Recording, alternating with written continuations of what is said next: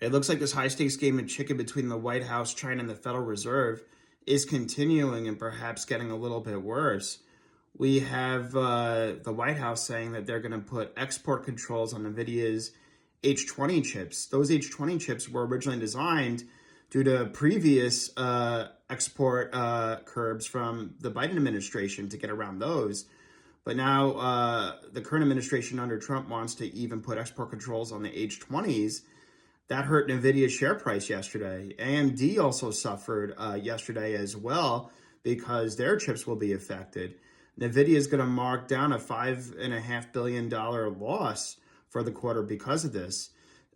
This came as China said that they will halt incoming imports and shipments of Boeing planes, although I think that's more of a signal rather than, it's not really that bad considering China only ordered 28 Boeing planes since 2018.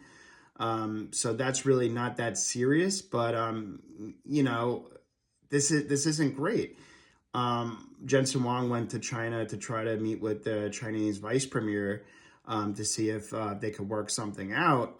But NVIDIA's H20 chips, they make a lot of sales on that. If anything, I think this could have the opposite effect of what they want. We don't want, for national security reasons, China to get our high-end AI chips.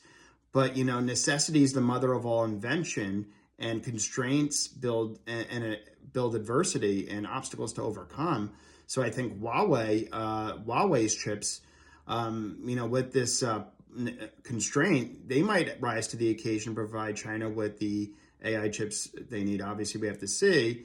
But I expect volatility in the market until we have more clarity with U.S.-China trade negotiations.